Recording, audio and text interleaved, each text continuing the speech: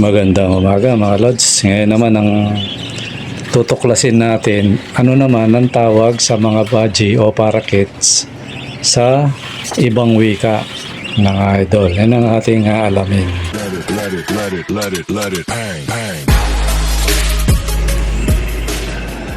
Okay mga Lods, ngayon magandang araw mga idol.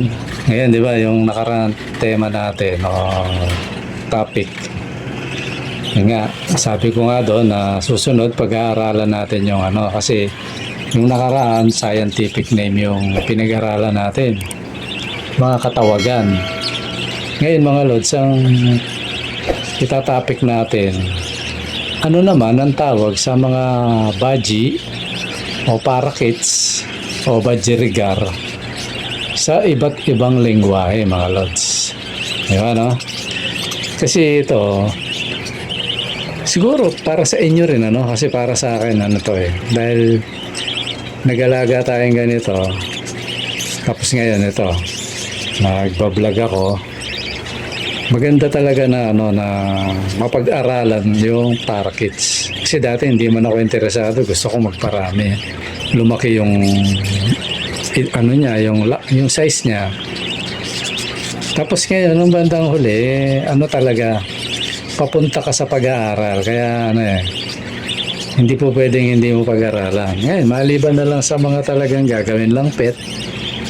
Yun, di ba nga, ako kasi mga Lods, sa totoo lang, nung nabuksan yung ko, sabi ko, sige na nga, pag-aralan ko na nga itong una sa mutation lang ako mga Lods Kaya nga sa mutation, dahil dito sa Pilipinas ay maraming boy karga.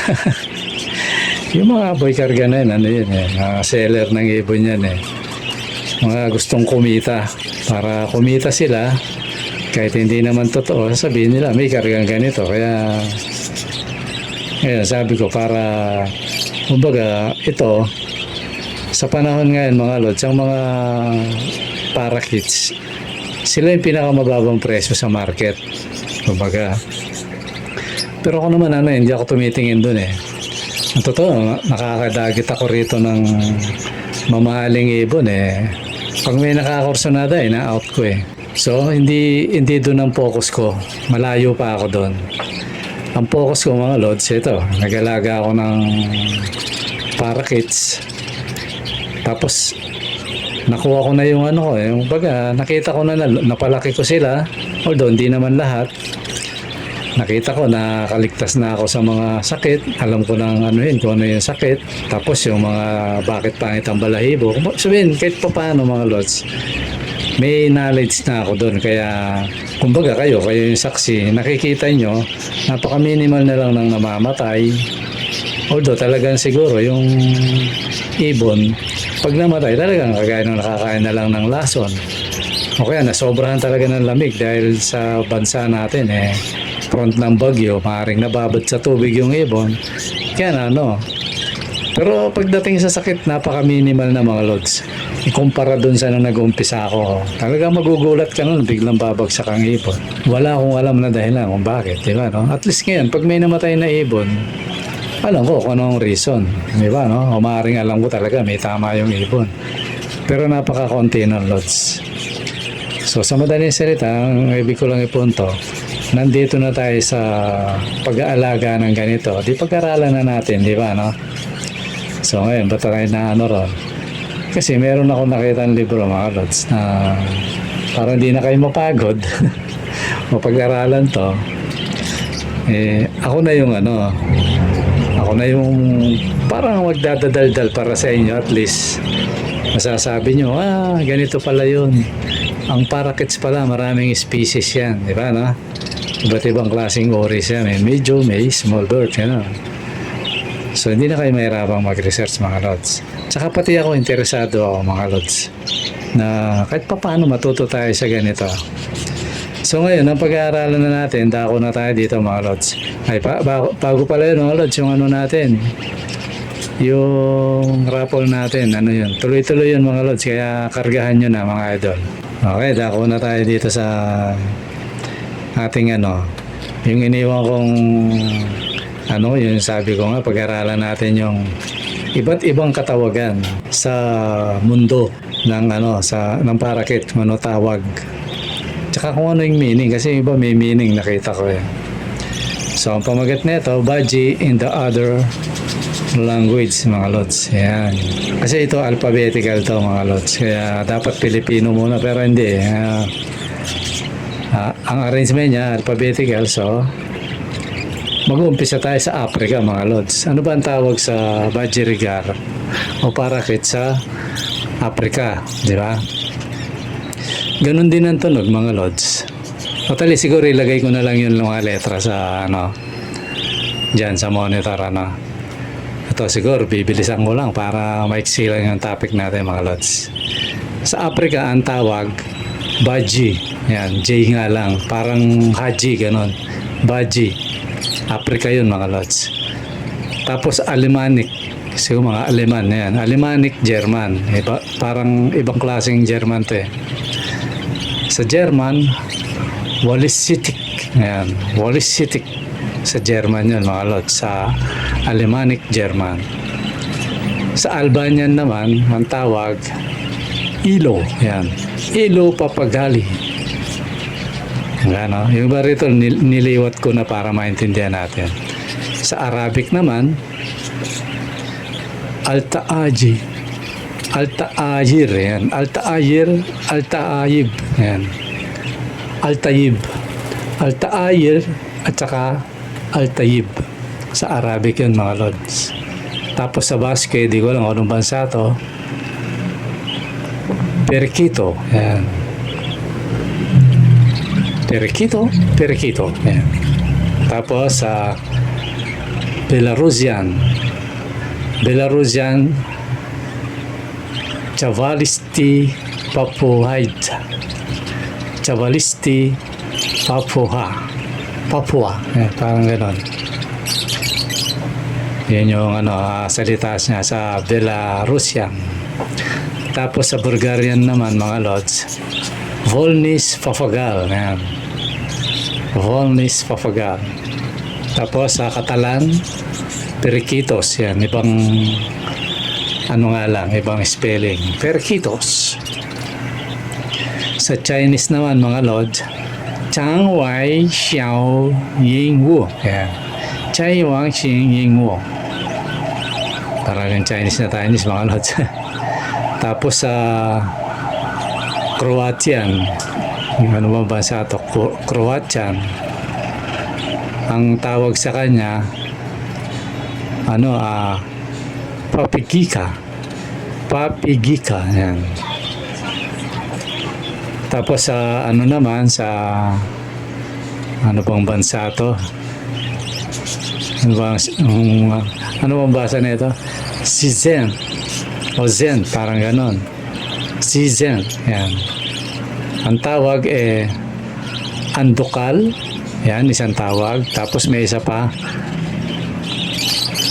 hindi pala ganon, mga lods, Andulka, yan, nabubulo tuloy ako.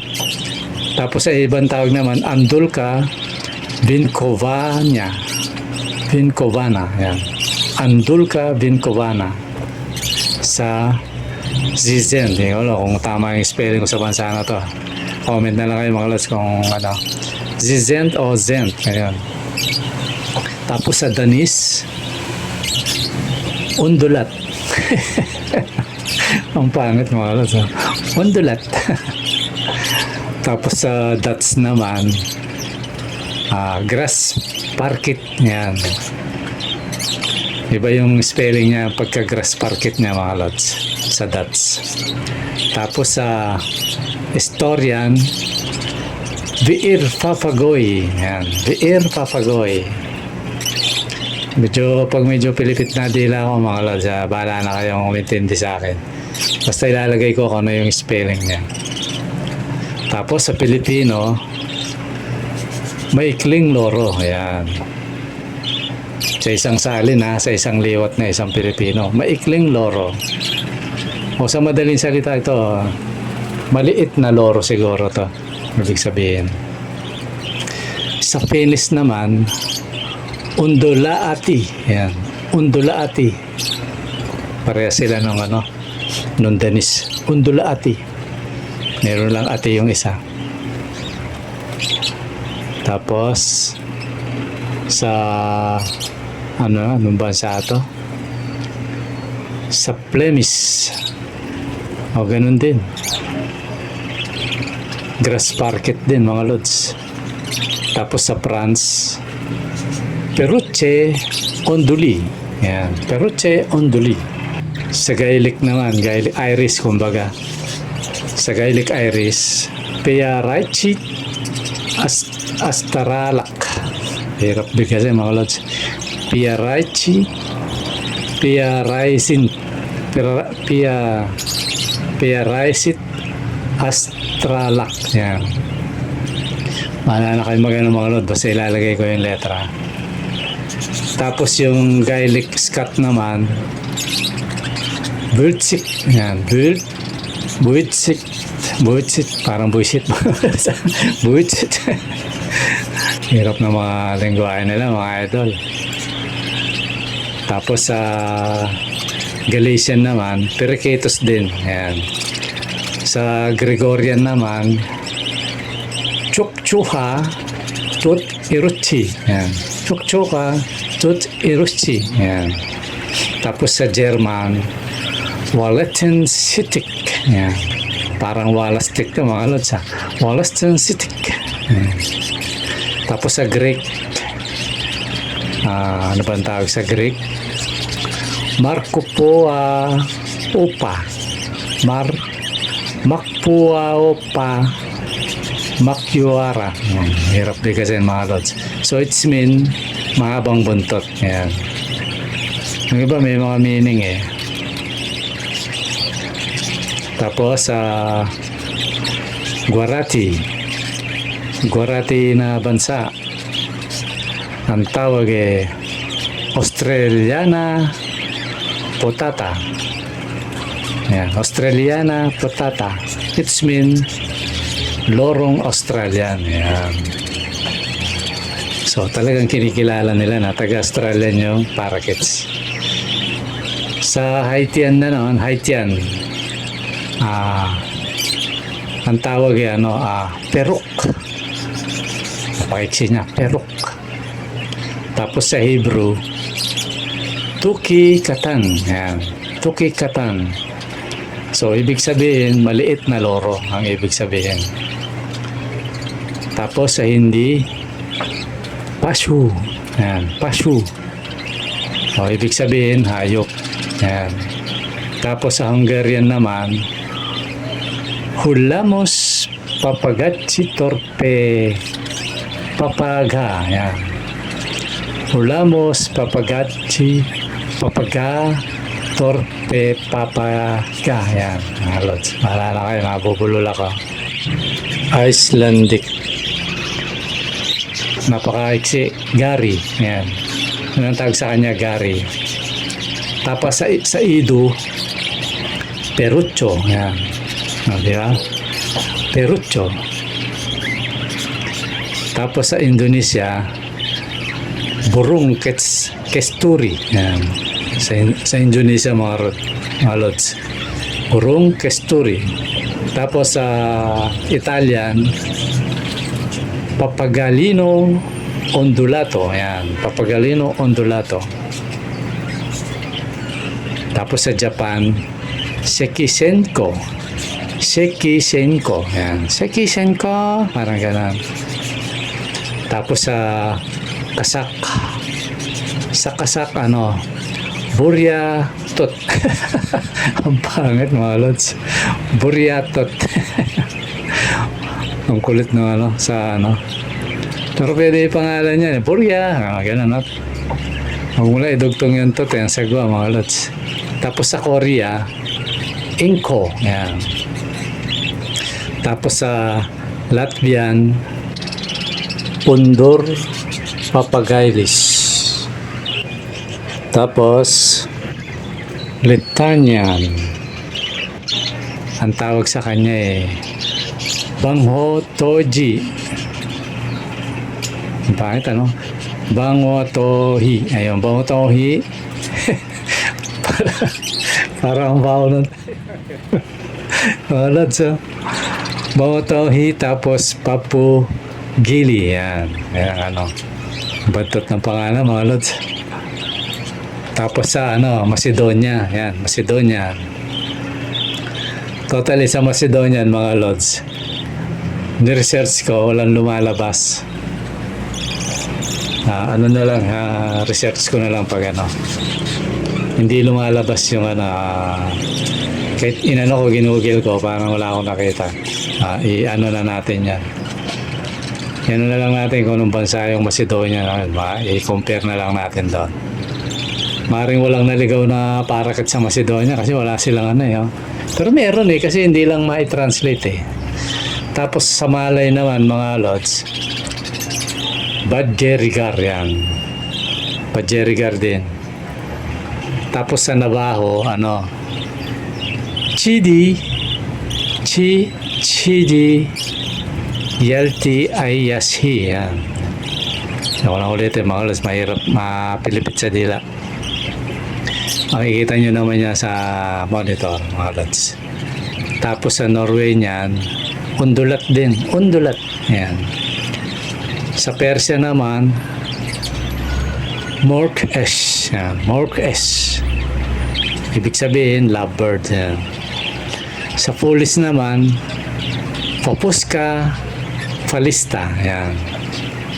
Parang pumusta na pinalista, no? Papuska Falista. Tapos sa Portuguese, Periquitos Australiano. Kinikilala rin taga-Australiano. Periquitos Australiano. Ayan. Sa Punjabi naman mga lods, puro letra. Hindi ko alam ano. Kung ano basa rito, ilalagay ko na lang. Hindi ko siya maano. Parang BJRYJR yan. Parang ganon. Wala siyang vowels. Tapos sa Romanian naman, ang tawag, Perus. Yan, galing no? Perus. Tapos sa Russian, Volnisti.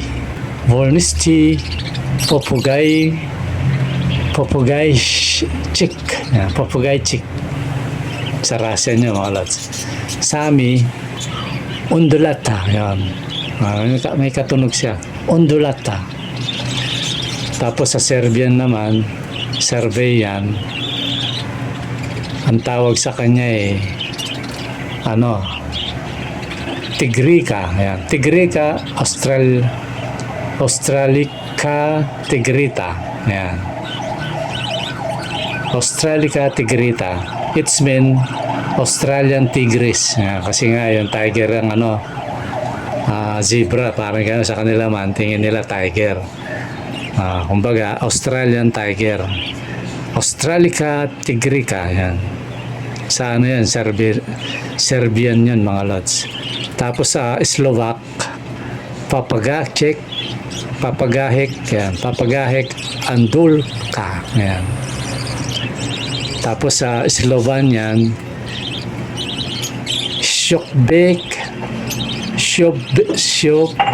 Shobzepka.